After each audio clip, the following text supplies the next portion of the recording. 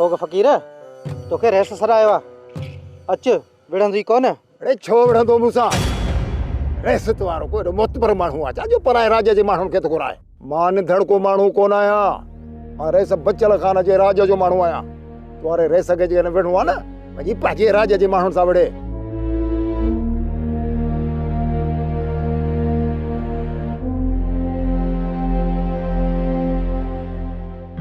अरे दे खबर इहो बचल एडी वडी का आफत आ जा। बचल खान आफत वफत कान्हे, मुड़स माण्हू आहे मुड़स माण्हू। अरे खबर आ मूंखे खबर आ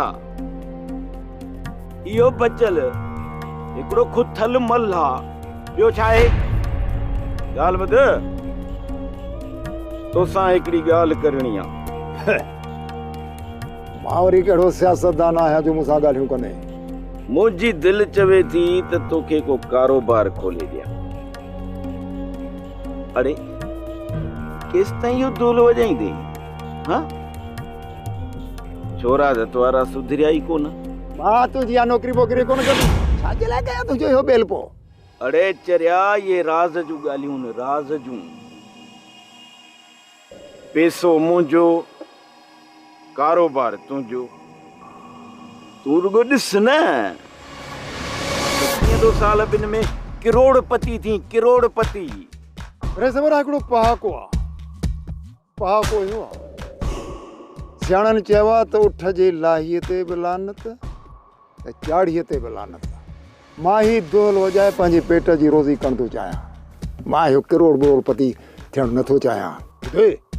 जेकॾहिं मां करोड़पति थियणु चाहियुमि न त माण्हुनि जे मां खाते मां ई निकिरी वेंदुसि, रुगो पैसनि जो पुॼारी थी वेंदुसि, पैसनि जो पुॼारी तो वांगुरु। अरे वॾो को निभागो ही पैसे खे तो पुठी ॾी। पैसे लाइ माण्हू अलाए छा छा कंदा था वतन। अरे पैसो हूंदी न त माण्हू तुंहिंजी इज़त बि कंदा। मंगणार फ़कीर रेस करम खान ये पैसा या मिल्कियत ये दौलत ये ज़मीनूं तोखे ई मुबारक हुजे। असां ग़रीब ई सही, ही जेके माण्हू तोसां गॾु आहिनि तूं हिननि खां पुछ त 10 साल पहिरीं इहा तुंहिंजी का इज़त कंदा हुआ या न, हिननि खां पुछ। रेस करम खान असां सदियुनि खां वठी असांखे सभई राज जा माण्हू सुञाणनि। असीं दर दर जा फ़क़ीर आहियूं, असीं सभिनी खे सुञाणूं था, सभिनी खां वाक़िफ़ आहियूं। बाक़ी तो वारे पीउ वटि चोरनि खां सवाइ ॿियो केरु ईंदो? पहिरें नंबर जो पाथारीदार हो पाथारीदार। ऐं जेके सभु तुंहिंजे भरिसां लठियूं कुहाड़ियूं खयूं बीठा न पहिरें नंबर जा ठग अथई ठग। अरे ॻाल्हि ॿुध तुंहिंजो दिमाग़ ख़राब थी वियो आहे छा? करम खान मूंखे दड़का न ॾे। मता तूं इहो विसारे वेही त मां मंगणहार फ़क़ीर आहियां।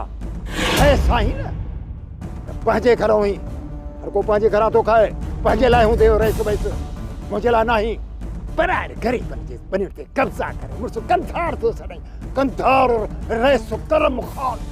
ईअं न छाजो रे साईं, छाजो तूं मुड़ुसु माण्हू? अरे तूं एतिरो ॻाल्हाई छो थो?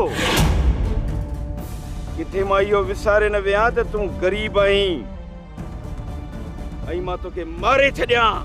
पर जेकॾहिं तोखे मारींदुसि माण्हू चवंदा हिकु ग़रीब खे मारे छॾियईं। रेस करम खान तुंहिंजी ॻाल्हि हाणे मुंहिंजे दिमाग़ में वेठी त तूं ग़रीबनि खे मारींदो नाही, पर तूं ग़रीबनि जो रतु पीअंदो आहीं, रतु। बाक़ी जेकॾहिं माण्हू ॾाइण थी वेंदो आहे पोइ रतु पीअण खां सवाइ उन जो पेट ई न आहे भरबो। पीउ पीउ रतु पीउ ग़रीबनि जो रतु पीउ। करम खान पाण खां इहो पाप जो कमु कोन पुॼंदो। चङो हाणे वञ वञ हल।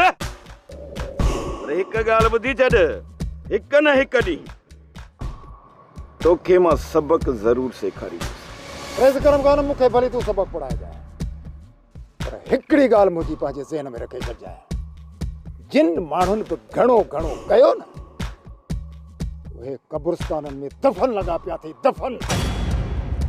ऐं उहे अॼु ॾींहं ताईं मोटिया ई न आहिनि। तूं एतिरो घणो कुझु खा जेको पेट में मापई, पेट में।